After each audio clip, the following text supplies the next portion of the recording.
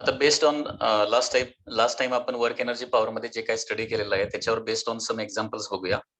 A gas is filled in a cylinder fitted with the movable piston is allowed to expand. What is the nature of work done by the gas?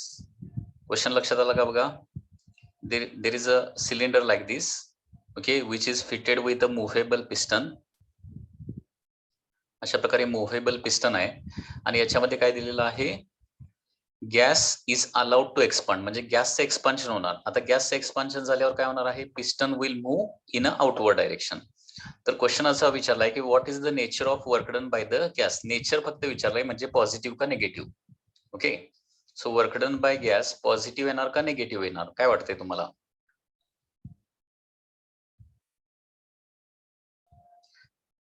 आता गॅसनं exert केलेला जो force आहे तो या पद्धतीने असणार आहे. म्हणजे कुठल्याही कंटेनरमध्ये एखादा गॅस जर एन्क्लोज केलेला असेल तर तो गॅस काय करतो? त्याच्या सराउंडिंग मध्ये असणाऱ्या सगळ्या वॉलवर काय करत असतो? फोर्स एक्झर्ट करत असतो. पिस्टनवर एक्झर्ट केलेला फोर्स कुठल्या डायरेक्शन असणार आहे? टुवर्ड्स राईट असणार आहे. आणि एक्सपांड होणार म्हणजे गॅस एक्सपांड होणार म्हणजे पिस्टन काय होणार आहे? राईटला जाणार आहे. म्हणजे फोर्स आणि डिस्प्लेसमेंट या दोन्हीची डायरेक्शन काय आहे? गॅसने एक्झर्ट केलेला फोर्स आणि डिस्प्लेसमेंट दोन्हीची डायरेक्शन सेम असल्यामुळे वर्क डन काय येणार आहे? पॉझिटिव्ह येणार. इथं सपोज असं विचारलं असतं की work done bye atmospheric pressure विचारलं असतं. ऍटमॉस्फेरिक प्रेशर, ओके, असं जर विचारलं असतं. आता ऍटमॉस्फेरिक प्रेशर जे आहे ते सराउंडिंगने ऍक्ट होणार आहे, म्हणजे पिस्टनवर या डायरेक्शन ऍक्ट होणार ऍटमॉस्फेरिक प्रेशर लाईक दिस. म्हणजे ऍटमॉस्फेरिक प्रेशरनं एक्झर्ट केलेला फोर्स टुवर्ड्स लेफ्ट आहे आणि डिस्प्लेसमेंट काय व्हायला लागली आहे? गॅस एक्सपांड होतोय म्हणजे डिस्प्लेसमेंट टुवर्ड्स राईटच होणार आहे. आणि त्याच्यामुळे work done bye atmospheric pressure विचारलं असतं तर आन्सर आलं असतं negative. Okay,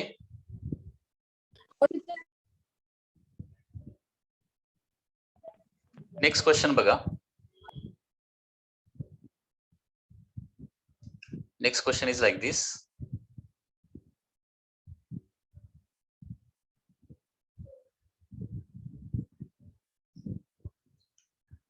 A lawn roller has been pushed by a gardener through a distance of 30 meter. What will be work done by him if he applies a force of 30 kg weight in a direction inclined at 60 degree to the ground? Suppose this is a roller. Okay, suppose this is a roller. ठीक आहे. हा जो roller आहे तो along the horizontal निघालाय आणि हा roller जो आहे तो किती डिस्टन्सनं पुढे जाणार आहे? 30 मीटर डिस्टन्सनं पुढे ट्रॅव्हल करणार आहे. आणि हा रोलर पुश करण्यासाठी फोर्स अप्लाय केलेला आहे 30 kg weight, 60 degree to the ground विचार दिलेला आहे. फोर्स असा लावलाय, फॉर एक्झाम्पल पुश केलाय म्हणजे पाठीमागनं फोर्स लावलेला असणार आहे and it is at 60 degree to horizontal आणि हा फोर्स आहे 30 kg वेटचा. तर इथं what is work done by him असं विचारलंय. आता वर्क डन बाय हिम काय होणार बघा. आता इथे बघा, फोर्स आणि डिस्प्लेसमेंट यांच्यामधला अँगल विचारला तर 60 डिग्रीचा अँगल म्हणजे अॅक्यूट अँगल येणार आहे आणि अॅक्यूट अँगल असल्यामुळं वर्क डन काय येणार आहे? पॉझिटिव्ह येणार आहे. तर वर्क डन येणार आहे force into displacement into cos theta येणार, कारण इथं काय आहे? फोर्स आणि डिस्प्लेसमेंट मध्ये अँगल आहे. फोर्स किती आहे? 30 kg वेट. आता 30 kg वेट्स न्यूटन मध्ये कन्व्हर्जन करायला पाहिजे, त्याला 9.8 न मल्टिप्लाय करावं लागणार into cos of into displacement किती? 30, सॉरी, हा झाला फोर्स. 30 kg वेटचा न्यूटन मध्ये कन्व्हर्जन केला, 30 इंटू 9.8. डिस्प्लेसमेंट आहे 30 अँड कॉस 60 ची व्हॅल्यू आहे किंवा कॉस 60, इथं कॉस 60 लिहूया. Okay, so 30 into 30 900 into 9.8 into cos 60 म्हणजे 1/2, 900 इंटू 4.9, 9 न मल्टिप्लाय करूया.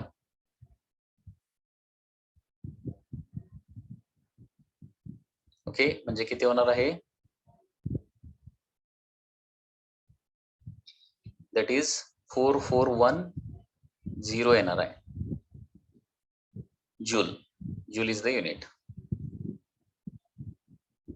Okay, so that is the answer. 4410 joule is the answer. Next example. Next question काय बघा, body moves a distance of 10 meter along a straight line under action of 5 newton force. If work done is 25 joule, find the angle between force and direction of the motion of the body. म्हणजे इथं work done दिलेला आहे 25 joule, distance दिलेला आहे 10 metre आणि force दिलाय 5 Newton. Okay, मग आता work done is equal to काय असतं, force into displacement into cos theta असतं. तर आपल्याला हा अँगल थिटा काढायला सांगितलाय. So cos theta is equal to work done divided by force into displacement. Work done आहे 25 डिवायडेड बाय फोर्स आहे 5 आणि डिस्प्लेसमेंट आहे 10. So cos theta is equal to 1/2 येणार आहे आणि therefore theta is equal to काय येणार आहे, 60 डिग्री. नेक्स्ट क्वेश्चन काय दिलाय बघा, a block of mass 2 kg is pulled by a force of 40 newton upward. म्हणजे हा जो फोर्स लावलाय तो 40 न्यूटनचा आहे and it is upward direction through a height of 2 meter. Okay, वर लिफ्ट केलेला आहे थ्रू ए हाईट, म्हणजे डिस्प्लेसमेंट येणार आहे 2 meter. Find the work done on the block by the applied force and by the weight. म्हणजे work done by applied force आणि work done by weight काढायचं आहे. Work done by applied force, work done by applied force कसं येणार बघा, force किती apply केलेला आहे F आणि डिस्प्लेसमेंट किती होणार आहे H. आता फोर्सच्या डायरेक्शन डिस्प्लेसमेंट आहे म्हटल्यानंतर वर्क डन पॉझिटिव्ह येणार आहे. ओके, सो फोर्स आहे सेम डायरेक्शन असल्यामुळे डायरेक्टली फोर्स इंटू डिस्प्लेसमेंट वापरायचं. ओके, प्लस फोर्स आहे 40 आणि डिस्प्लेसमेंट आहे 2, सो आन्सर येणार आहे 80 joule is work done by the applied force. त्याच्यानंतर work done by gravity. Okay, आता वर्क डन बाय ग्रॅव्हिटी म्हणजे काय असतं, mg हा ग्रॅव्हिटेशनल फोर्स आहे इंटू हाईट येणार आहे h. आणि आता ग्रॅव्हिटेशनल फोर्स आणि डिस्प्लेसमेंट अपोजिट डायरेक्शन आहे, त्याच्यामुळे वर्क डन येणार आहे निगेटिव्ह. ऑलरेडी मी तुम्हाला सांगितलेलं आहे की एखादी बॉडी वर उचलली तर वर्क डन बाय ग्रॅव्हिटी काय होतं, निगेटिव्ह होतं. सो मायनस mg ची व्हॅल्यू किती होणार बघा, 2 इंटू 10 म्हणजे 20 येणार आहे आणि इंटू हाईट किती येणार आहे, height is 2 meter and therefore work done by gravity येणार आहे -40 joule is the answer.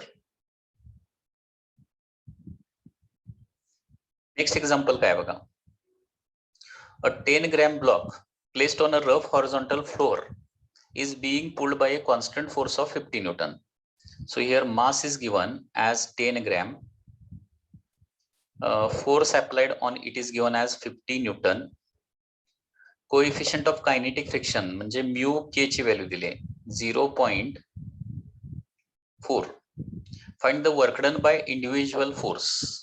Work done by individual force acting on the block over a displacement of, displacement दिले 5 मीटर अलॉंग द हॉरिझॉन्टल. आता work done by individual force म्हणजे काय, किती force याच्यामध्ये act होणार हे अगोदर ब्लॉक डायग्राम मध्ये आपण दाखवूया. ओके, पहिली गोष्ट म्हणजे फोर्स CF आपण असा अप्लाय केलाय. दुसरी गोष्ट म्हणजे तो रफ सरफेसवर स्लाइड होतोय, त्याच्यामुळे इथं कायनेटिक फ्रिक्शन असणार आहे, फ्रिक्शनल फोर्स FK. त्याच्यानंतर याचं वेट जे आहे ते डाऊनवर्ड डायरेक्शन ऍक्ट होणार mg. ओके, आणि नॉर्मल रिएक्शन जी आहे ती अपवर्ड डायरेक्शन ऍक्ट होणार. एवढे 4 फोर्सेस इथे ऍक्ट होणार आहेत, नॉट मोर दॅन एनी 4. आणि याची डिस्प्लेसमेंट इकडे व्हायला लागली, डिस्प्लेसमेंट व्हायला लागली आहे यस. आता बघा डायरेक्टली इथे कॅल्क्युलेशन कसं कसं होणार आहे. Number 1 work done by applied force काढूया. Work done by applied force, work done by applied force is equal to काय येणार, अप्लाइड फोर्स आणि डिस्प्लेसमेंट सेम डायरेक्शन आहे positive, force into displacement. Force apply केलाय 50 न्यूटन, डिस्प्लेसमेंट होणार आहे 5, so answer येणार आहे +250 न्यूटन. त्याच्यानंतर second work done bye frictional force, work done bye frictional. आता डिस्प्लेसमेंटची डायरेक्शन आणि फ्रिक्शनची डायरेक्शन अपोजिट आहे, त्याच्यामुळे मायनस साइन इथे लिहिणार. ओके, फ्रिक्शनल फोर्स असणार आहे म्यू के mg, बरोबर आहे ना, म्यू के mg इंटू डिस्प्लेसमेंट असणार आहे यस. म्यू के ची व्हॅल्यू दिली आहे 0.4 mg ची व्हॅल्यू किती येणार बघा, m आहे 10 इंटू 10⁻³ ते किलोग्रॅम मध्ये पाहिजे ना, 10 ग्रॅम दिलेला आहे. 10 इंटू 10⁻³ g ची व्हॅल्यू 10 आणि डिस्प्लेसमेंट होणार आहे 5. एवढं सगळं कॅल्क्युलेशन येणार आहे. ओके, हे मायनस साइन तर ऍज इट इज येणार आहे minus. So work done bye frictional force is minus. आता हे कॅल्क्युलेशन थोडंफार केलं तर 5 4 आर 20 म्हणजे हे 2 येणार इंटू 10⁻⁻1 येणार, कारण 10 इंटू 10 100 इंटू 10⁻³ म्हणजे आन्सर येणार आहे -0.2 joule. So this is work done bye frictional force. आता वर्क डन बाय ग्रॅव्हिटी विचारलं तर वर्क डन बाय ग्रॅव्हिटी किंवा mg न केलेलं वर्क डन. आता बघा, डिस्प्लेसमेंट आणि ग्रॅव्हिटी हे एकमेकाला परपेंडिक्युलर आहेत आणि फोर्स आणि डिस्प्लेसमेंट परपेंडिक्युलर असेल तर वर्क डन बाय ग्रॅव्हिटी किती येणार आहे, 0 येणार आहे. त्याचबरोबर work done by the normal reaction विचारलं तर ते देखील काय येणार आहे, 0 येणार आहे, कारण फोर्स आणि डिस्प्लेसमेंट एकमेकाला परपेंडिक्युलर आहेत. So in this way work done by individual forces plus minus sign सहित तुम्ही डिसाइड करू शकताय. नेक्स्ट क्वेश्चन बघा, a block of mass 2 kg is being brought down by an string. If the block acquires speed of 1 meter per second in dropping down 25 centimeter, find work done by string in this process. Work done by string in this process. हे बघा, a block of mass 2 kg is being brought down by a string. म्हणजे अशा प्रकारे एक block आहे आणि तो स्ट्रिंगच्या साहाय्यानं खाली सोडलेला आहे.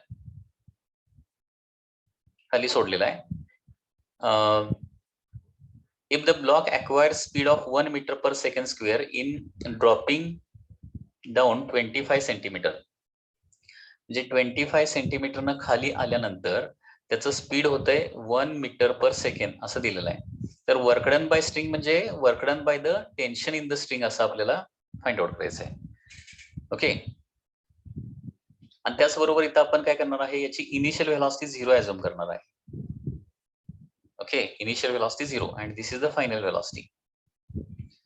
तर इथं काय करूया, टेन्शन इन द स्ट्रिंग कसं काढणार आपण, तर लक्षात घ्या, डाऊनवर्ड फोर्स या ब्लॉकवर किती असणार आहे mg आणि अपवर्ड फोर्स किती असणार आहे टेन्शन.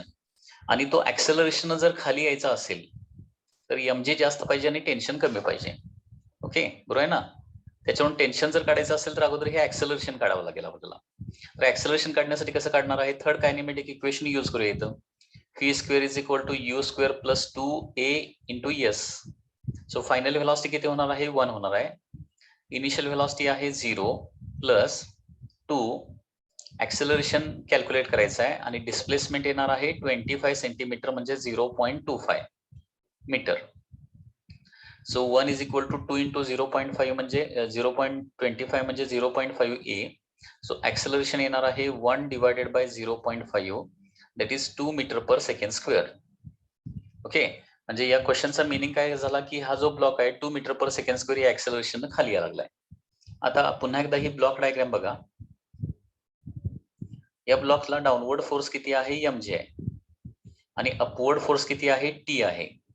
ठीक आहे, आणि हा ऍक्सेलरेशन खाली यायला लागलाय म्हणजे mg जास्त पाहिजे ना. सो mg जास्त पाहिजे, t कमी पाहिजे. सो mg मायनस t हा net force is equal to काय येणार आहे, मास इंटू ऍक्सेलरेशन. mg ची व्हॅल्यू किती येणार आहे बघा, 200 येणार, सॉरी 20 येणार. mg ची व्हॅल्यू 20, कारण क्वेश्चन मध्ये बघा मास दिलंय 2 kg. 2 इंटू 10 म्हणजे 20. टेन्शन कॅल्क्युलेट करायचं आहे. मास वन्स अगेन 2 आहे आणि ऍक्सेलरेशन आहे 2. So tension t is equal to 20 minus काय होणार आहे 4. सो टेन्शन किती असणार आहे, 16 न्यूटन एवढं टेन्शन असणार आहे. ओके, टेन्शन कॅल्क्युलेट केलं. आता work done bye string during the process. आता वर्क डन बाय स्ट्रिंग म्हणजे वर्क डन बाय टेन्शन आपल्याला कॅल्क्युलेट करायचं आहे.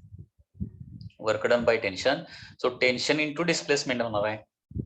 आता बघा, टेन्शन जे आहे ना ते अपवर्ड डायरेक्शन असणार आहे आणि डिस्प्लेसमेंट व्हायला लागले डाऊनवर्ड डायरेक्शन. त्याच्यामुळे वर्क डन येणार आहे negative. Minus tension into displacement.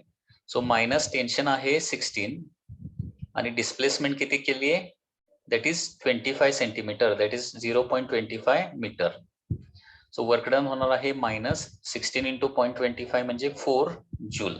So this is work done by tension. आता इथं वर्क डन बाय ग्रॅव्हिटी विचारलेलं नाहीये. Suppose work done by gravity विचारलं असतं तर काय असतं बघा, ग्रॅव्हिटेशनल फोर्स mg येणार आहे, डिस्प्लेसमेंट होणार आहे s, आणि बॉडी खाली सोडली ना, त्याच्यामुळे काय होणार आहे, डाऊनवर्ड फोर्स आणि downward displacement work done positive येणार आहे. mg ची व्हॅल्यू येणार आहे 2 इंटू 10 दॅट इज 20, आणि डिस्प्लेसमेंट भागले वन्स अगेन 0.25, म्हणजे वर्क डन बाय ग्रॅव्हिटी येणार आहे 20 into 0.25 that is once again +5 ना, इथे ना हे प्लस आन्सर आहे इथं, +5 joule is the answer. That is the work done by gravity. Work done by tension is -4 joule.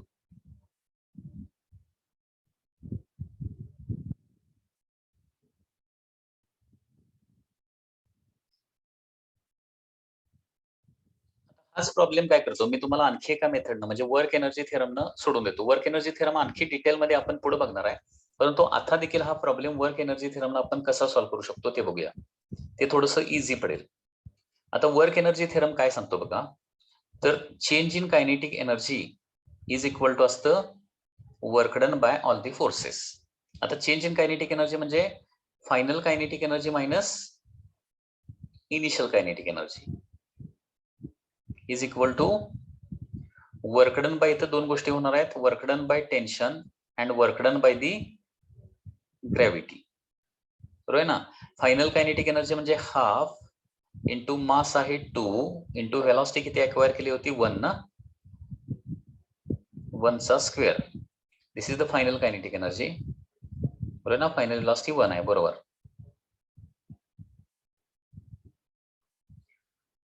ठीक आहे, is equal to initial kinetic energy काय 0च आहे, त्याच्यामुळे ती काय लिहायची गरज नाही, तरी पण लिहूया. ही झाली final kinetic energy minus initial kinetic energy म्हणजे झालं 0 is equal to work done by tension त्यांनी कॅल्क्युलेट करायला सांगितलंय, आणि plus work done by gravity पॉझिटिव्हच येणार ना, पॉझिटिव्ह येणार. mg into s work done by gravity काय होणार आहे, mg एस काढलं तर ते 5 जूल येणार आहे. 5 म्हणजे आता किती होणार बघा, लेफ्ट हँड साइडला 2 two cancel, 1 is equal to work done by tension plus 5 येणार आहे, and therefore work done by tension is equal to काय येणार आहे 1 minus 5. so work done by tension येणार आहे that is -4 जूल. हे बघा, हे एवढ्यातच सॉल्व्ह होतंय. म्हणजे वर्क एनर्जी थेरम खूप युजफुल आहे, लक्षात घ्या. जिथं जास्त स्टेप लागतात तिथं कमी स्टेप मध्ये प्रॉब्लेम काय होतोय, सॉल्व्ह होतोय. वर्क एनर्जी थेरम बेसिकली काय आहे, change in kinetic energy is equal to work done. आता तर एवढं लक्षात ठेवा, नंतर आपण डिटेलमध्ये तो लॉ कसा येतोय, कसा यूज करायचा, त्याचे नंबर ऑफ प्रॉब्लेम्स आपण बघणार आहे. Okay, change in kinetic energy is equal to work done असतं.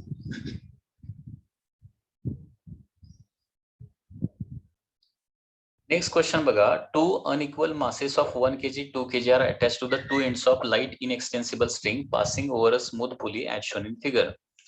If the system is released from the rest, find work done by string. Work done by string म्हणजे काय करायचं आहे रे, work done by tension calculate करायचं आहे on both the block in 1 second. 1 second मध्ये केलेलं वर्क डन काढायचं आहे. आता इथं काय करूया, ऍक्सेलरेशन पण काढूया आणि टेन्शन पण काढूया.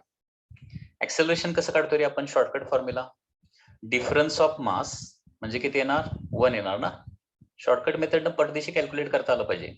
डिफरन्स ऑफ मास म्हणजे 2 - 1 म्हणजे 1 येणार, divided by addition of mass म्हणजे किती 3 इंटू जी येणार आहे. म्हणजे ऍक्सेलरेशन येणार आहे 10 बाय जी ची व्हॅल्यू 10 ठेवतोय, 10 मीटर पर सेकंड स्क्वेअर. म्हणजे 2 kg ए ऍक्सेलरेशन खाली जाणार आणि 1 kg ए ऍक्सेलरेशन वर जाणार. बरोबर, 10/3.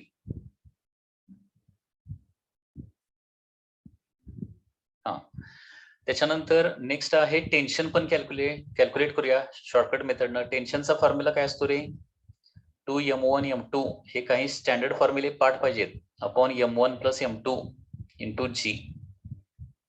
सो टेन्शन किती निघणार आहे, 2 टाइम्स मल्टिप्लिकेशन म्हणजे 2 इंटू 1 इंटू 2 म्हणजे किती होणार 4 डिवायडेड बाय किती m1 प्लस m2 म्हणजे 3 इंटू जी ची व्हॅल्यू 10 म्हणजे काय येणार आहे, टेन्शन येणार आहे 40/3 न्यूटन. ओके, त्याचबरोबर आपल्याला डिस्प्लेसमेंट पण काढावं लागणार. डिस्प्लेसमेंट काढण्यासाठी आपल्याला काय करावं लागेल, सेकंड कायनेमॅटिक इक्वेशन वापरावं लागणार. S is equal to UT plus half AT square. आता स्टार्टिंग फ्रॉम रेस्ट असं दिलंय, रिलीज फ्रॉम रेस्ट म्हणजे इनिशियल व्हेलॉसिटी 0 असणार आहे, प्लस हाफ किती ऍक्सेलरेशन खाली किंवा वर निघाले ते दोन्ही block 10/3 into T square. Time किती दिलाय, 1 सेकंड मधलं वर्क डन काढायचं आहे, इंटू 1. सो डिस्प्लेसमेंट इथं होणार आहे दॅट इज 5/3 मीटर. बघा आपण काय काय कॅल्क्युलेट केलं. शॉर्टकट मेथडनं सुरुवातीला ऍक्सेलरेशन कॅल्क्युलेट केलं, त्याच्यानंतर शॉर्टकट मेथडनं काय केलं, 40/3 हे टेन्शन कॅल्क्युलेट केलं आणि त्याचबरोबर डिस्प्लेसमेंट देखील कॅल्क्युलेट केलेली आहे. एकदा 3 गोष्टी आपल्याला मिळाल्या किंवा 2 टेन्शन आणि डिस्प्लेसमेंट या 2 गोष्टी मिळाल्या की आपण वर्क डन काढू शकतो. आता वर्क डन काढूया. मग आता work done bye string in on the both blocks. आता 1 kg वरचं वर्क डन, 1 kg वर टेन्शन किती ऍक्ट होणार आहे, दॅट इज 40/3 न्यूटन आणि याचे डिस्प्लेसमेंट किती होणार आहे, दॅट इज 5/3. आता 1 kg साठी काय होणार आहे, टेन्शन पण अपवर्ड आहे आणि डिस्प्लेसमेंट पण अपवर्ड आहे, त्याच्यामुळं वर्क डन बाय टेन्शन इथे येणार आहे प्लस येणार. ओके, 1 kg वरचं work done by tension.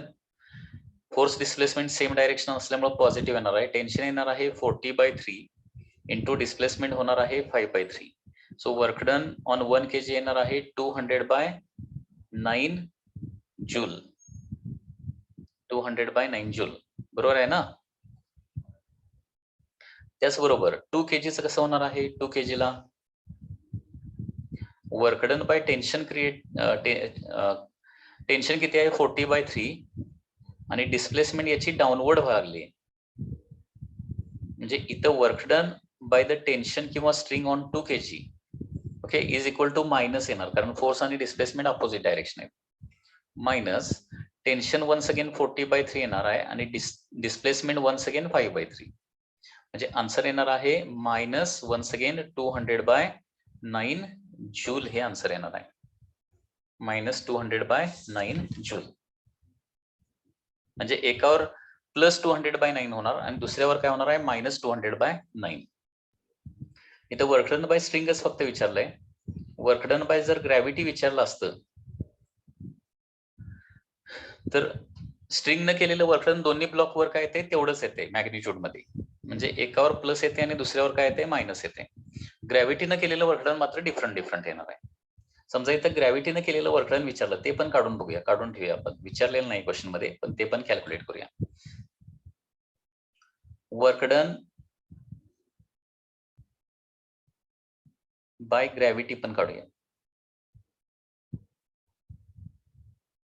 On 1 kg block. बघा याच्यावर ग्रॅव्हिटेशनल फोर्स किती असणार, 1g आणि डिस्प्लेसमेंट होणार आहे 5/3. आता बघा ग्रॅव्हिटेशनल फोर्स 1g वर कसा असणार, डाऊनवर्ड, आणि डिस्प्लेसमेंट अपवर्ड व्हायला, म्हणजे बॉडी वर गेली तर काय होतं, 1 kg ची बॉडी वर जाणार ना, बॉडी वर गेली तर काय होतं, work done by gravity negative असतं. सो जी ची value 10 into 5 50/3 Newton, minus 50/3 Newton is the work done on the 1 kg by gravity. आणि work done on 2 kg by gravity विचारलं तर 2 kg वर ग्रॅव्हिटेशनल फोर्स किती असणार आहे, 2g ना, आणि त्याचे पण डिस्प्लेसमेंट 5/3 होणार आहे. आता 2 kg ब्लॉक खाली यायला लागलाय आणि एखादा ब्लॉक खाली आला तर वर्क डन बाय ग्रॅव्हिटी काय असतं, पॉझिटिव्ह असतं. 2g ची व्हॅल्यू किती येणार आहे, 20 into 5 that is 100. So plus 100/3 it is not Newton, actually it is Joule. Okay, Joule and Joule. So this is the work done by gravity. Next question काय बघा, constant force F I plus 3J plus 4K Newton acts on a particle and displaces it from -1 meter -1 to 1 to 2 - 3 1. Find the work done by the force. इथं force vector तुम्हाला दिलेला आहे, I cap plus 3J cap plus 4K cap. This is the force vector and displacement vector तुम्हाला आता इथं position दिलेली आहे ही. This is the initial position, this is final position. Displacement म्हणजे काय असतं? Final position minus initial position असणार आहे. Okay, final minus initial position म्हणजे फायनल काय होणार आहे? 2 मायनस -1 म्हणजे किती होणार इथं? 2 मायनस -1 आय कॅप, त्याच्यानंतर प्लस -3 -2 -2 ओके, -3 -2 किंवा बेस्ट वे पोझिशन वेक्टर लिहूया, कन्फ्युजन नको तुम्हाला आणखी. R2 बार मायनस R1 बार करायचा आहे ना.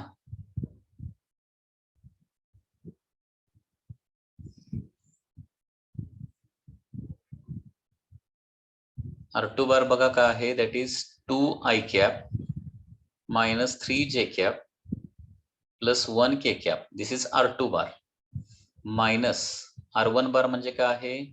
-1 I cap plus 2 J cap plus 1 K cap. या पद्धतीनं फायनल पोझिशन इनिशियल पोझिशन वरून दोन वेक्टर्स लिहिलेले आहेत, पोझिशन वेक्टर, आणि त्याचं सबट्रॅक्शन. 2 मायनस -1 म्हणजे काय होणार आहे? दॅट इज 3 I कॅप होणार. त्याच्यानंतर -3 -2 म्हणजे -5 J कॅप होणार. अँड 1 -1 म्हणजे काय होणार आहे? 0 K cap. So this is the displacement vector, that is S बार. लक्षात आलं? जे इनिशियल पोझिशन फायनल पोझिशन दिलेलं असेल तर फायनल मायनस इनिशियल केला की तुम्हाला डिस्प्लेसमेंट वेक्टर मिळणार आहे. ओके, आता मग work done W is equal to F bar dot S bar असा देखील आपण ऑलरेडी फॉर्म्युला बघितलेला आहे. F बार म्हणजे काय होणार आहे? I cap plus 3 J cap plus 4 K cap dot 3 I cap minus 5 J cap. आता तुम्हाला माहित आहे डॉट प्रोडक्ट मध्ये आयचं आय बरोबर मल्टिप्लिकेशन करतो, जेचं जे बरोबर, केचं के बरोबर. So i cap into 3 I cap म्हणजे 3 इंटू 1 म्हणजे 3 येणार आहे. आय डॉट आय तर 1च असतं. त्याच्यानंतर 3 इंटू -5 म्हणजे काय येणार आहे? -15 येणार. जे डॉट जे म्हणजे 1 असतं, आणि 4 K कॅप आणि इथं 0 K कॅप आहे म्हणजे काय होणार आहे? प्लस 0च होणार आहे ते. सो 3 - 15 म्हणजे काय येणार आहे? -12 joule is the work done here. -12 joule is the work done.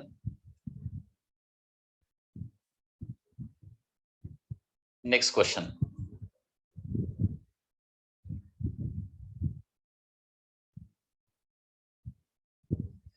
इथं क्वेश्चन काय दिलंय बघा? Particle is shifted from point 001 to 112 under the simultaneous action of several forces.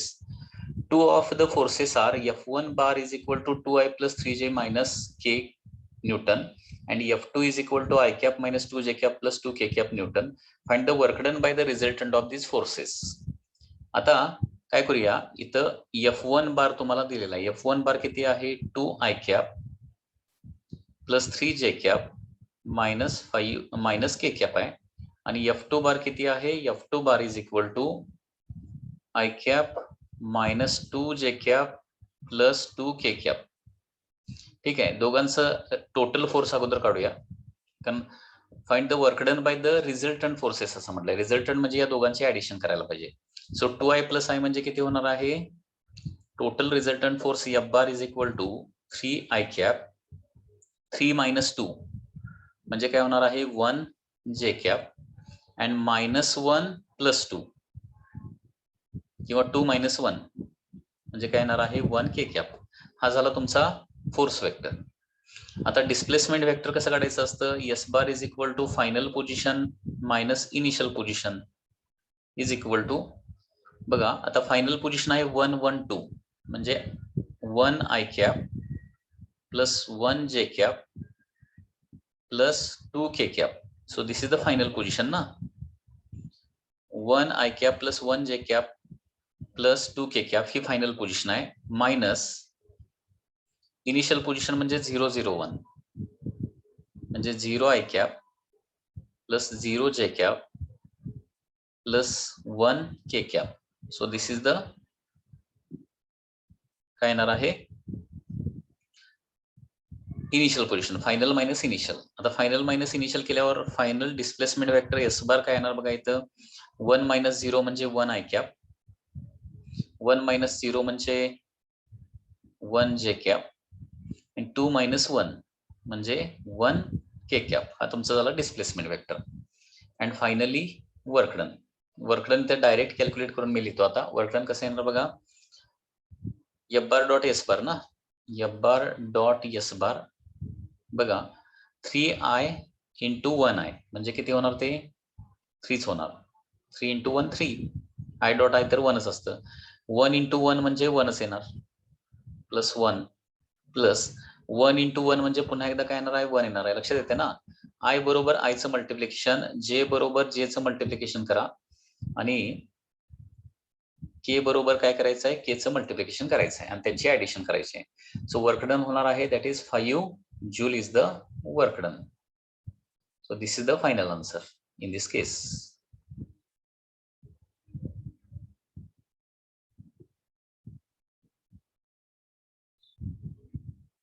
Next question कसा आहे बघा.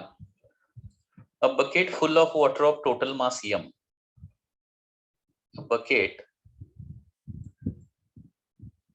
full of water of mass capital M is lifted with uniform velocity.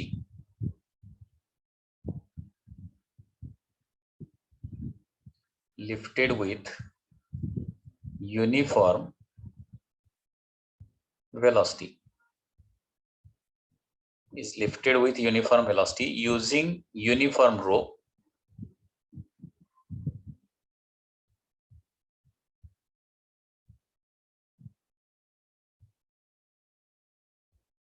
of mass small m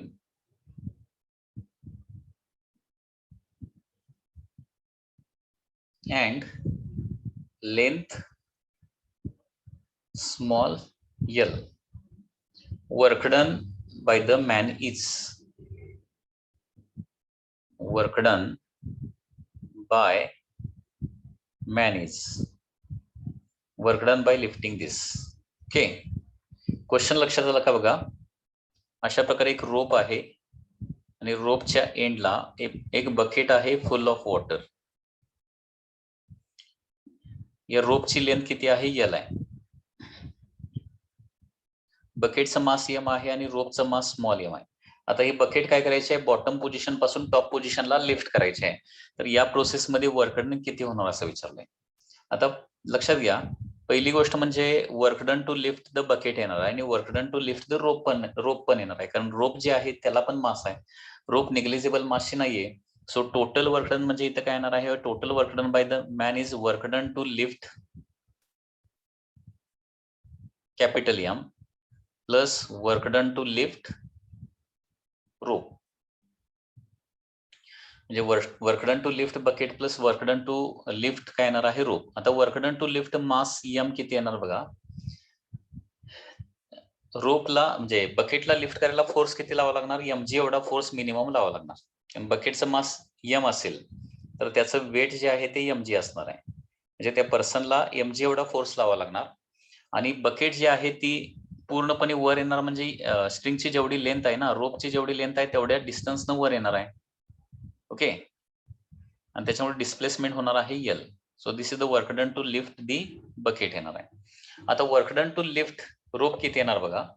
आता इथून पुढे एक गोष्ट लक्षात ठेवायची आहे, रोप या टॉपिक मध्ये स्पेसिफिकली या टॉपिक मध्ये रोप असेल, चेन असेल किंवा एखादा रॉड असेल, युनिफॉर्म रॉड असेल, तर तो किती हाईटनं वर जातोय किंवा किती डिस्टन्सनं डिस्प्लेस होतोय हे कसं काढायचं, तर त्याच्या सेंटर ऑफ मास मध्ये झालेलं शिफ्ट हे घ्यायचं आहे, लक्षात घ्या. म्हणजे फॉर एक्झाम्पल या रोपला आपल्याला पॉइंट मास कन्सिडर करायचं झालं तर कुठं कन्सिडर करावं लागणार, त्याच्या सेंटर ऑफ मासला. म्हणजे रोपचा सेंटर ऑफ मास सुरुवातीला इथं असणार आहे, तो फायनली कुठं होणार आहे, इथे येणार आहे. हे लक्षात येते का बघा अगोदर. म्हणजे रोपचं वर्कडन काढायचं असेल, इथून पुढे पुन्हा एकदा सांगतोय मी, व्यवस्थित लक्ष देऊन ऐका हे मी काय सांगतोय. रोपला लिफ्ट करण्यासाठी होणारं वर्कडन किंवा चेनला होणारं वर्कडन किंवा एखाद्या रॉडला होणारं वर्कडन काढायचं असेल तर तुम्हाला फोर्स तर तुम्हाला तिथं मिळणारच आहे. ओके, जो काय असेल तो mg मोस्टली असणार आहे फोर्स. आणि डिस्प्लेसमेंट कुणाची घ्यायची आहे, सेंटर ऑफ मासची त्याच्या डिस्प्लेसमेंट घ्यायची आहे, सेंटर ऑफ मासची. कारण ही रोप जी आहे ती बॉटम पासून टॉप पर्यंत सगळीकडे रोप आहे, मग त्याची डिस्प्लेसमेंट रोपची कशी काढणार? रोपची डिस्प्लेसमेंट म्हणजे त्याच्या सेंटर ऑफ मासची डिस्प्लेसमेंट.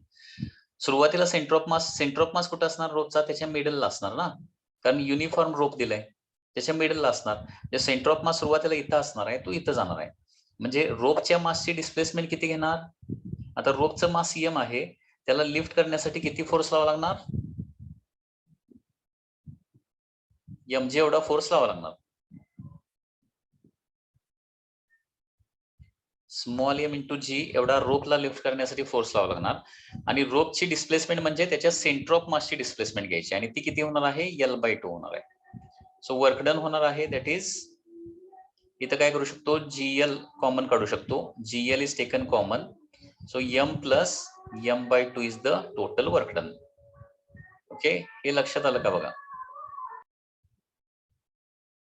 म्हणजे पुन्हा एकदा बघा, बकेटचं जे मास आहे ना ते उचलायला फोर्स लावावा लागणार आहे mg, which is in upward direction. mg एवढा फोर्स लावा लागणार आहे. आणि बकेटचं कम्प्लीट मास जे आहे ना ते L एवढ्या डिस्प्लेसमेंट वर येणार आहे. जेव्हा बकेटची डिस्प्लेसमेंट तर काही डाऊटच नाही, mg एवढा फोर्स डिस्प्लेसमेंट L होणार आहे. परंतु रोपचं तसं नाही, लक्षात घ्या. रोप काय आहे, टॉप एंड पासून बॉटम एंड पर्यंत रोप आहे, आणि या रोपला आपण छोट्या छोट्या तुकड्यांच्या मध्ये डिवाइड केलं. आता बघा, वरचा जो इलेमेंट आहे रोपचा तो ऑलरेडी टॉपमोस्ट पोझिशनला आहे, त्याला लिफ्ट करावंच लागणार नाही. किंवा रोपच्या सेंटरचा आपण छोटासा इलेमेंट जर कन्सिडर केला तर तो फक्त L/2 न वर जाणार. आणि टोटल L डिस्टन्स न कोण जाणार? रोपचा फक्त बॉटमचा इलेमेंट, बॉटमचा तुकडा फक्त. म्हणजे याचा अर्थ रोपचं कम्प्लीट मास L डिस्टन्स न वर जात नाही रोपचं, लक्षात घ्या. आणि म्हणून आपल्याला इथं सेंटर ऑफ मासची कन्सेप्ट वापरावी लागते. म्हणजे रोपचं सगळं मास आपल्याला जर एका पॉइंटला अझ्युम करायचं झालं, रोपचं सगळं मास एका पॉइंटला अझ्युम करायचं झालं तर ते कुठं अझ्युम करावं लागणार? सेंटर ऑफ मासला. म्हणजे तो पर्सन आता या रोपला उचलताना रोप किती फोर्स लावणार? तो mg एवढा फोर्स लावणार, म्हणजे स्मॉल एम इंटू जी. रोपचं मास एम असेल, स्मॉल एम असेल तर mg एवढा फोर्स अपवर्ड डायरेक्शन लावणार. आणि सेंटर ऑफ मासला तो शिफ्ट करायचं झालं तर रोप ज्यावेळी आहे त्या कंडिशन मध्ये असणार त्यावेळी टॉपमोस्ट पोझिशन पासून L/2 एवढ्या डिस्टन्सला सेंटर ऑफ मास असणार आहे, L/2. ठीक आहे. आणि पूर्ण वर आल्यानंतर सेंटर ऑफ मास टॉपला येणार आहे. म्हणजे याचा अर्थ रोपचं सगळं मास इफेक्टिव्हली किती डिस्टन्सनं वर जात आहे? L/2 डिस्टन्सनं वर जात आहे. आणि त्याच्यामुळे रोपला लिफ्ट करण्यासाठी होणारं work done by the man न केलेलं वर्क डन आहे ते mg एवढा फोर्स लावणार आपण, आणि डिस्प्लेसमेंट घेणार सेंटर ऑफ मासची displacement. Centre of mass L/2 डिस्टन्सनच फक्त वर जाणार, so mg into L/2. So GL common निघेल, m in bracket m/2 is the work done. आता बघा, a pendulum is displaced by an angle theta with the vertical. A pendulum is displaced by an angle theta with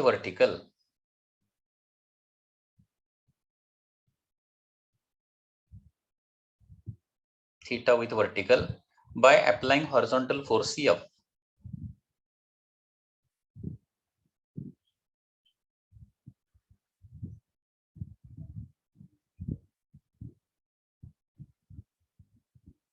horizontal force F.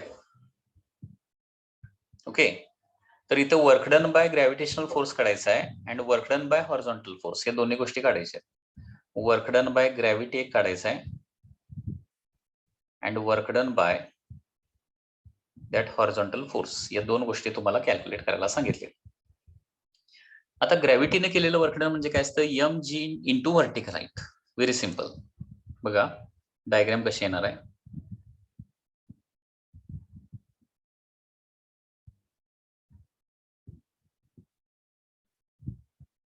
So this is the simple pendulum.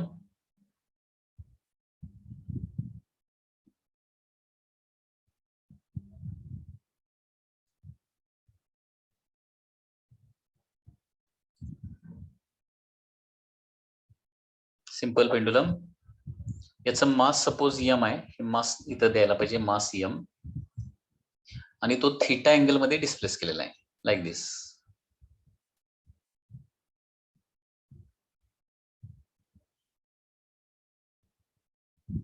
Pendulum इथून इथं जाणार आहे through an angle theta. Okay. आता work done by gravity कसं काढणार आहे? आता एखादी गोष्ट खालून वर जात असेल तर पहिली गोष्ट म्हणजे work done by gravity minus येतं, वरून खाली येत असेल तर work done by gravity positive, plus minus sign सहित व्यवस्थित लिहावं लागेल.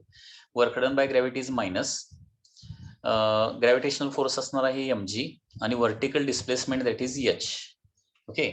h म्हणजे काय येणार आहे? ही पोझिशन आणि फायनल पोझिशन यांच्यामधलं व्हर्टिकल हाईट. आता ही व्हर्टिकल हाईटचा फॉर्म्युला तुम्हाला पाठ पाहिजे. मायनस mg, h चा फॉर्म्युला काय असतो रे? L in bracket 1 minus cos theta. आठवतोय का? पेंड्युलम साठी हा फॉर्म्युला खूप इम्पॉर्टंट आहे, थिटा आणि हाईट मधलं रिलेशन. ओके. व्हर्टिकल हाईट असते जर पेंड्युलमची लेंथ L असेल तर L in bracket 1 minus cos theta. So this is the work done by gravity. Very simple.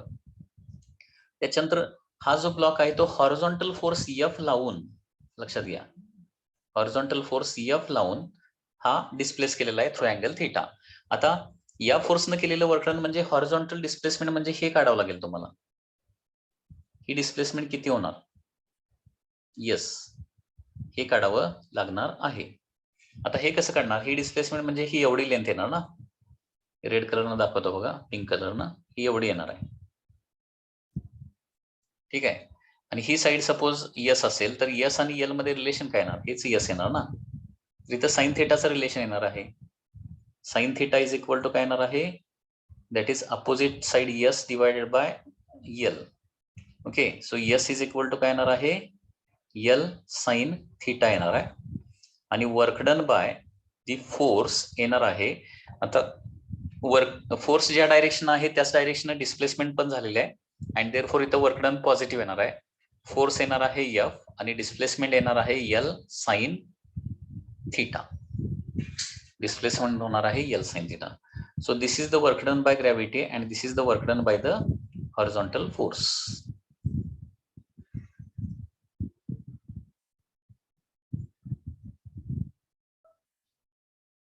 Next question बघा.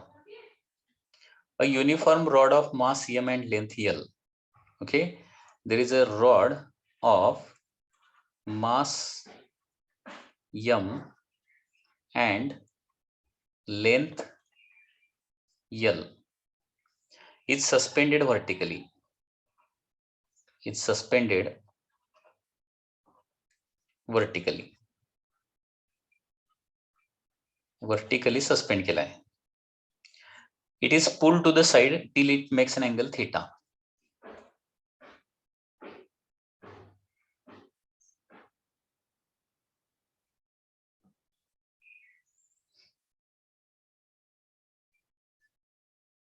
It is pulled to a side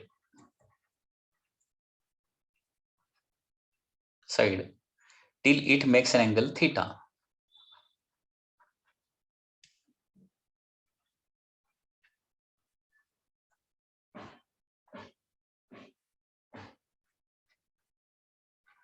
Till it makes an angle theta with vertical.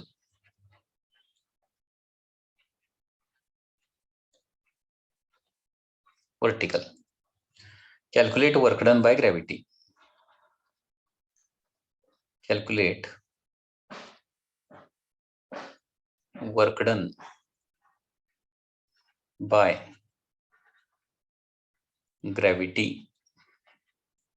Okay. ग्रॅव्हिटीनं केलेलं work done काढायचं आहे. बघा, क्वेश्चनचा meaning लक्षात आला का? बघा, एक रॉड जो आहे तो अशा प्रकारे व्हर्टिकली सस्पेंड केलेला आहे. ओके. व्हर्टिकली लटकवलेला आहे लाईक दिस. याचं मास एम आणि लेंथ एल आहे. It is pull to the side. तो साइडला पुल करायचा आहे. So that it makes an angle theta with the vertical असं म्हणलंय. कधीपर्यंत पुल करायचं? जोपर्यंत तो अँगल थिटा करत नाही तोपर्यंत. आता वर्क डन बाय ग्रॅव्हिटी इथं काढायचं आहे. तर पहिली गोष्ट मी मगाशीच सांगितलं, रोप किंवा रॉड जर असेल तर त्याचं मास डिस्ट्रीब्युटेड असतं आणि त्याचं मास डिस्ट्रीब्युटेड असल्यामुळं तो किती डिस्टन्सनं शिफ्ट झालाय हे फाइंड आउट करण्यासाठी काय करायचं, सेंटर ऑफ मास कन्सिडर करायचा त्याचा. म्हणजे सेंटर ऑफ मास कुठं असणार आहे, रॉडचा सेंटर ऑफ मास त्याच्या सेंटरला असणार आहे. हा जो सेंटर आहे ना तो इथून इथं जाणार आहे, लक्षात घ्या, इथून इथं जाणार आहे. तर वर्क डन बाय ग्रॅव्हिटी काढायला सांगितलंय. आता वर्क डन बाय ग्रॅव्हिटी नेहमीप्रमाणे काय असतं रे, वर्क डन बाय ग्रॅव्हिटी, आता रॉड वर जाणार ना, खालून थोडासा वर जाणार आहे. आपण ज्यावेळी त्याला काय करणार आहे, थीटा अँगलने डिस्प्लेस करणार त्यावेळी वर जाणार, आणि वर जात असेल तर work done by gravity minus असतं. फोर्स लावा लागणार आहे आपल्याला mg, आणि डिस्प्लेसमेंट म्हणजे व्हर्टिकल हाईट घ्यायची. आता व्हर्टिकल हाईट कोणाची घ्यायची, सेंटर ऑफ मासची. सेंटर ऑफ मास सुरुवातीला इथं असणार आहे, तो फायनली इथं जाणार आहे. ही व्हर्टिकल हाईट आपल्याला कॅल्क्युलेट करता आली पाहिजे. आणि व्हर्टिकल हाईट आपण कसं काढतोय, L in bracket 1 minus cos theta. So इथं वर्क डन बाय ग्रॅव्हिटी होणार आहे minus mg as it is. Height होणार आहे. आता सेंटर ऑफ मासचं आपल्याला लेंथ घ्यायची आहे. सेंटर ऑफ मास, टोटल रॉडची लेंथ L असेल, टोटल रॉडची लेंथ काय असेल, L असेल. तर सेंटर ऑफ मास किती डिस्टन्सला असणार, L/2 ला असणार. सो हाईट येणार आहे L/2 in bracket 1 minus cos theta. So this is the work done by gravity.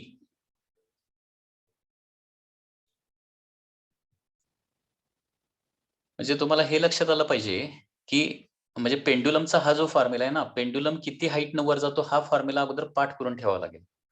Pendulum किती हाईट, म्हणजे थीटा अँगल मधून पेंड्युलम डिस्प्लेस केला तर किती हाईटनं वर जातो, L in bracket 1 minus cos theta.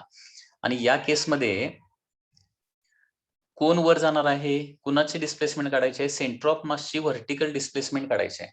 Centre of mass L डिस्टन्सला नाही ना, पॉईंट ऑफ सस्पेन्शन पासून L/2 डिस्टन्सला. सेंटर ऑफ मास किती हाईटनं वर जाणार आहे, centre of mass point of suspension पासून किती डिस्टन्सला आहे, L/2 ला. रॉडची लेंथ L असेल तर सेंटर ऑफ मास L/2 असणार आहे. L/2 in bracket 1 minus cos थिटानं काय होणार आहे, सेंटर ऑफ मास वर जाणार आहे. इथं पेंड्युलम किती डिस्टन्सनं वर जाणार, L in bracket 1 minus cos theta. Okay. तर हा सर्क्युलर मोशन मधला हा जो हाईटचा फॉर्म्युला आहे ना, कुणाला स्पेसिफिकली आपण वापरतोय, पेंड्युलमसाठी. म्हणजे पेंड्युलम थीटा अँगल मधून डिस्प्लेस केला, हे पाठच करून ठेवायचं आहे. पेंड्युलम थीटा अँगल मधून डिस्प्लेस केला तर तो किती हाईट, किती व्हर्टिकल हाईटनं वर जातो, L in bracket 1 minus cos theta. हे पाठच करून ठेवावं लागेल. पेंड्युलम थीटा अँगल मधून डिस्प्लेस केला तर पेंड्युलम किती हाईटनं वर जातो, L in bracket 1 minus cos theta. तसं रॉडचा सेंटर ऑफ मास किती हाईटनं वर जाणार, सेंटर ऑफ मास L/2 ला असणार ना, त्याच्यामुळे तो L/2 in bracket 1 minus cos theta न वर जाणार सेंटर ऑफ मास.